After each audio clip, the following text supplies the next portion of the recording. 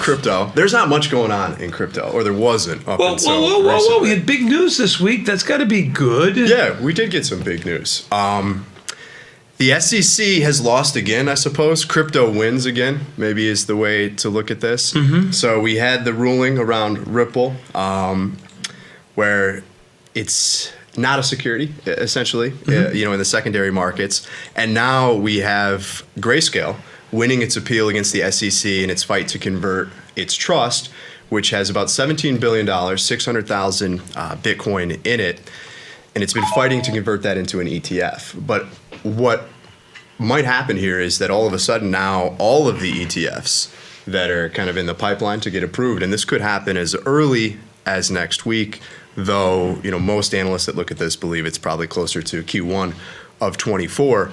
But you could see all ETFs get approved here, which I think is certainly bullish for Bitcoin prices. I don't know how bullish this is for Grayscale, but I wanted to kind of get your guys' view on that. I don't know if you've talked about this before on the show earlier this week, but how important is this to Grayscale, to others in the industry? What are your thoughts on this? Well, I want to give you a little pushback first. You said it was bullish for cryptocurrencies like Bitcoin and others. Yes. I mean, it did have a bullish effect when the news came out, over $1,000 on Bitcoin alone. So you were correct there. I mean, I don't know if that means long-term Bitcoin at 27,000 is cheap or expensive at this point. A lot of time when news comes out like this, you get that kind of relief rally, and then we end up, consolidating or coming back to a price. So I think it's good news for the longevity of crypto. Are they cryptocurrencies? Are they assets? They're not assets. So what are they? Are they crypto things? I think they're assets. Yeah. Okay. Certainly not securities. We won't say that on the show. But yeah, never again. I think that's a good point, Tony. And you saw the same thing with the Ripple ruling, where you had a huge spike, not just in Bitcoin, but in all of the alts across the board. And then ultimately, you've given most of that back. So Bitcoin jumped about 8% on the news, 26 to 28,000, and has retraced a little bit of that. It's closer to 27,000 right now. So we'll see what happens. But I think longer term, if you just look at this from a flows perspective, if it's a lot easier for institutions, which it has been difficult, right? You can open up a Coinbase exchange account. You can go through some of these other custodians, but it's just not easy for a large institution to get exposure to this asset class. And so this makes it a little bit easier. Maybe there's that flow and possibly bullish. I mean, from the standpoint of what they're allowed to actually put into, a managed portfolio, yes, this makes things easier. Because it's very hard to put a cash asset or an OTC asset or a future into a managed portfolio, almost impossible. So I would say that generally speaking, digital assets are pretty hard. This does make that a little easier. I think that's the one upside.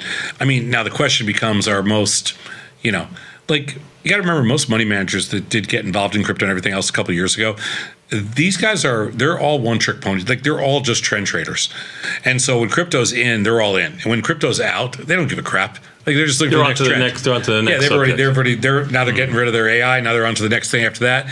What's it going to be? So it's not like they ever gave a crap about crypto anyway. There's only a bunch of, there's a small group of fanatics and people like you and, in the space. Oh, no, trust me. Fanatic is a term of endearment, okay? Not like I talk to people other. all the time. I mean, people that live in that crazy space. And it is a little bit crazy because the thing with crypto, which is kind of interesting, Ryan, is it's almost waiting. I don't care about ETFs and stuff. It's almost waiting for its next rush, for its next big thing. I think it needs to. I think in some way, the regulators have done a good job of just, getting people. Costco has to accept Bitcoin for the $1.50 hot dog. But it needs its next. It needs something. It needs its next blow up. Yeah. It needs another case of that crazy crypto virality, which is going to have. It's going to happen. It's going to happen from a lot higher prices. But I just don't know what's going to drive it. It's got to be something technology-wise. Yeah, I agree with you. I mean, I think to that point, right, what brings in the new money? Because all you're seeing right now is just traders, making moves, whether they're bullish or bearish, based on some of these headlines.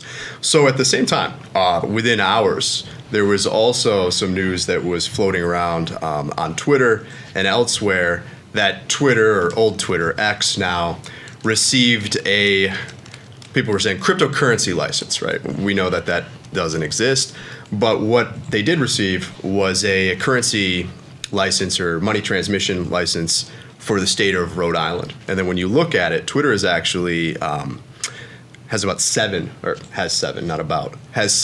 of these licenses. So Twitter is actively working to do something. Now, it doesn't mean that it's going to be crypto related. It could just be some sort of payments platform. And Elon Musk in the past, obviously, with PayPal, has been involved in that. Didn't everybody was looking for it to make a coin too, like a Twitter coin that gets like and there's prizes? I mean, it was really kind of convoluted. And there's speculation that he would like to use Dogecoin on the Twitter platform for those purposes. He's certainly been a proponent or a pumper of that in the past. But do you guys think then, kind of based on your comment, Tom, is it a bigger catalyst that you see some sort of, a tech platform like Twitter adopt cryptocurrency in some form or fashion, or is it an ETF? Is it a regulatory aspect that is shifting? That's a bigger bullish catalyst for crypto. I don't think it's going to be something that I think the crypto catalyst is not going to be something that anybody can see. I don't think it's that easy. I think it's going to be a technological innovation. Okay. I think it's going to be that catches, that it's going to be whatever the next generation is of the technology they're working on. There's going to be a new generation. There's too many developers. There's too much stuff going on. And there's too many people that have reshifted their priorities, and they now understand that it's a business. I think you're going to see. I think it's going to be different. Okay. I think it's going to reinvent itself in a very short period of time. Yeah, I don't know. I also think that if you were to see an Apple or a Google fully embrace that, I mean, that would help, right? Even if you look at Twitter, you've got a couple 100 million users. If Facebook, you have a billion users or so. And if this was integrated into the platform, it might make it easier for people to adopt it, or naturally that would occur.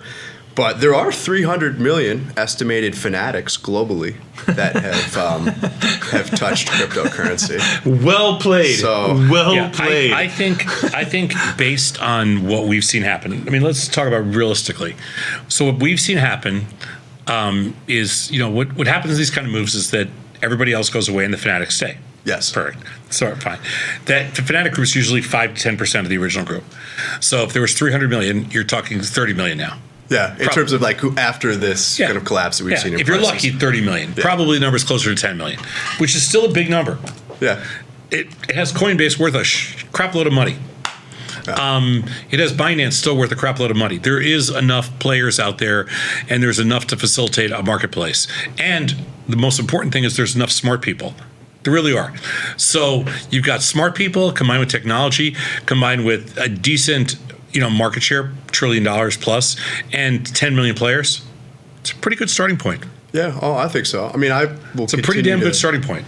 To beat the drum that it's early, we've, I think, very beginning of this series here on Tasty Live, talked about just the market cap of something like gold at 11 trillion versus 1 trillion for crypto, and maybe 500 billion for Bitcoin. So still really early there.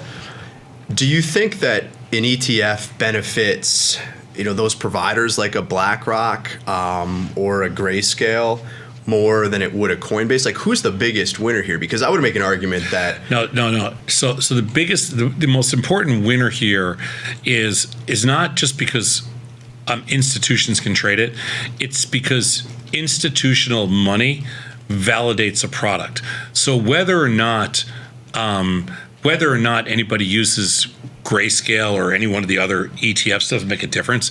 It's just that becomes, from a regulatory side, there's a certain validation, but more importantly, there's institutional capital that hits that marketplace, which gives it another round of, it validates one more round, gets you over one more hurdle, which then brings you, one step closer to kind of a broader regulatory approval, things like that. So it's important for a lot of reasons that aren't because, Joe Blow is going to trade here at Tasty, or Joe Blow is going to trade it at Coinbase. I don't think that's the case at all. Do you think with an ETF it's winner take all, or do people just have a brand that they like? Because when you look at Grayscale right now, so the discounts. No, nobody has a brand. Not one of us could care less. It's just, we couldn't care if it's Grayscale or anybody else. It's just a question of, because that's all complete garbage. Whoever's first to market and provides the best liquidity. But if you're going to if you ask the question, which I think is a kind of a more overriding question, which would be, since the invention of ETFs has the onslaught of so many different ETFs in different industry sectors, in different indexes and everything else, has that really changed, market structure and the dynamics to bring a lot more people that might have never participated in the markets to the markets? And I would answer 100% absolutely. And if that's the case, then the Grayscale, ETF is probably really important for the future of, just all these ETFs are going to be important for the future, just because they validate and they bring, and they're going to bring players. Yeah. What I'm most excited about is the opportunity for maybe a more robust derivatives market, even if it's attached to an ETF, or maybe similar to GLD, where you can express that view or trade volatility around gold by trading the options on GLD, given that it's liquid enough. We'll see which one of these ETFs, if they're approved, is the winner. But when you look at Grayscale, they charge a 2% management fee on that trust right now. So if BlackRock comes out and it's 10 basis points to put your money into there. But they won't, because there's too much, these are hard. There's a reason it's a 2% fee. First of all, because I'm guessing just to get that thing approved probably cost them $100 million in legal, like just the cost of going through the approval process. Well, this is the fee they charge right now on GBTC, on the trust itself. So this is what they charge today. Right. I'm just thinking that if you have is it going to be commoditized a little bit? Sure. Yeah. Sure. Right. Like, how do you compete as an ETF provider if you don't, it's all the unless you same, right? You it's all about first to market. Okay. Like it's 100% about first to market, because that's why. Like we look at the stuff we do and we think, oh my God, look at the competition here. Their competition is they're cutthroat. Yeah. They'll kill their next fund over for 1/10 of a basis point. So do you guys have a view then on who wins here? Let's say there's 5 ETFs. Usually the first one wins. Okay. So might be Grayscale, might be BlackRock, might be Fidelity. Yeah. We'll usually the first person in, it's all about, first one in, usually first to market usually gets the lion's share of the play, and then that's it. Rarely can you shift. Rarely does it shift. And the problem for these funds are they probably don't make any money at all because their startup costs are so great. They probably don't make any money at all until a certain point down the line. And if you don't have enough volume, they just shut it down. Right. Like I saw they shut down. Didn't Jim Cramer? Somebody had a Cramer fund. They shut it down the other day. Like an inverse Cramer fund, or putting on the same trade that he was recommending. Yeah, I think the inverse they kept the same one. Okay. I just that was read, probably making a lot of money. No, it only had $1 million in it. Okay. The whole fund only had $1 million. How much? Yeah. $1 million? That's like pocket change in this business. But I'm just saying they shut down funds because they can't make any money. September 11th, Turtle Capital Management, the long Kramer tracker.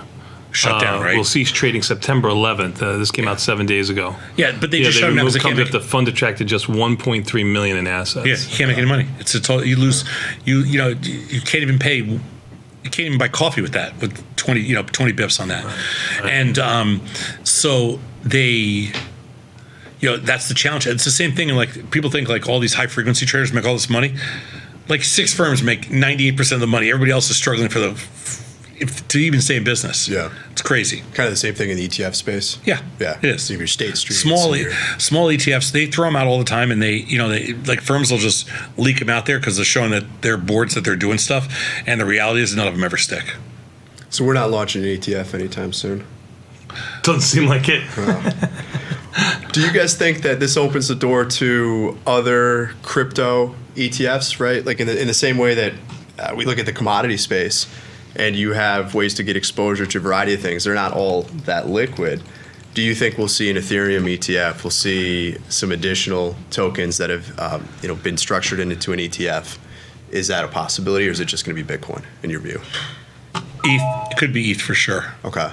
Yeah, because I bring that point up because we've been through Tasty Crypto on Twitter. We've had some spaces, and it's cool because you can come in as a listener and become a speaker, and a lot of people share their views. And one of the guys that was chatting the other day on Tuesday had mentioned that there might be some opportunities there if you just look at what else what else Grayscale does, or the other trusts that they have. Certainly not as big as their Bitcoin trust, but in theory, if this is converted into an ETF, shouldn't the others be allowed to be converted as well? But maybe we'll get some clarity as to what the SEC thinks about these in terms of securities, in addition to that, as this goes on. Yeah, like I said, we don't, I think the coolest thing we're doing right now is opening up the, kind of opening up the boardwalk so that you can move stuff in and out and get people, used to using a wallet, things like that. We're trying. Yeah, absolutely. Well, we have the green light from Apple now. For now, maybe the next update will be blocked again. We'll see what happens. Shut your mouth. We'll see. That's kind of all I've got going on in crypto, but outside of crypto, weed stocks, guys. Big move yesterday. Yeah, yesterday. Big move yesterday. We're back. Tilray up 15 cents over its price where it started 2023 in January. Yeah, that's been a disastrous trade. That's one that I'm a proud owner of. I'm in. Yeah, Tom took me down in there too. Yeah. Tony took me down. Well, you have to put a lot of faith in politicians if you're going to be in that trade, and we've kind of seen what's happened there. So, I have. So I never went to a cannabis store before. I hadn't been to a cannabis store. Oh, really? It was somebody else's cannabis? I got that. I remember high school. I went to a cannabis store. Sure. Oh, okay. Sure. Recently here. Yeah. Gotcha. Okay. Yeah, it's the first time I've done it. What'd you think? Recently? Your first time? You finally popped your cherry? You serious? In a cannabis store, yeah. So How crowded was it? it was pretty crowded. In and out, revolving door. They're making money hand over fist. Okay. They're beautiful buildings. It is out of the dark alley. It is out of the park. You no longer have to go to the baseball diamond to get a tray bag. The whole thing was very professional. It was almost like I was in an Apple store. Yeah, like a Starbucks. Clean. Yeah. Clean. They just say they punch in a computer. What are you looking for? Cash only. Cash only. Yeah. So. Which, to that point, if we see that this is rescheduled in the United States, which seems to be they're gonna get rid of that cash only thing so quick it's gonna make your head spin. Oh, it's huge because they can't track it. The tax implications too for these companies are just insane. Where I was listening to a podcast with the CEO of Tilray. I know you're scalping futures. I'm sorry. I have to acknowledge his greatness. Making money over here. Yeah, that's making money while you're sitting there talking. That'd be the third one today. Right. Third one for the day. Yeah, that's third right. one. The real smallest quick point, one, but your third one. The real quick point on cannabis is if it's rescheduled, then you're going to see some of these companies that are taking $100 million tax hit because they can't write certain things off are going to all of a sudden, and they're printing money on top of that, as you mentioned. They're going to be in a much better situation. The stocks could get uplisted. We'll see what happens. But I was excited about that. I'm running out of things to talk about. This is going to be a cannabis conversation. Oh, I had an what do they have? MSOS. MSOS. Yeah. Trash. Absolute trash. It goes down, every day. I was long some stock, and I just sold some calls against it this morning. Okay. But now it's back to 650. Yeah. Well, it's been there before, so we'll see what happens. Yeah. All right. Good job out of you. You know what? We got to take a quick 90-second break anyway because we got a market measure to talk about. We'll be back in 90 seconds. Let's take you live.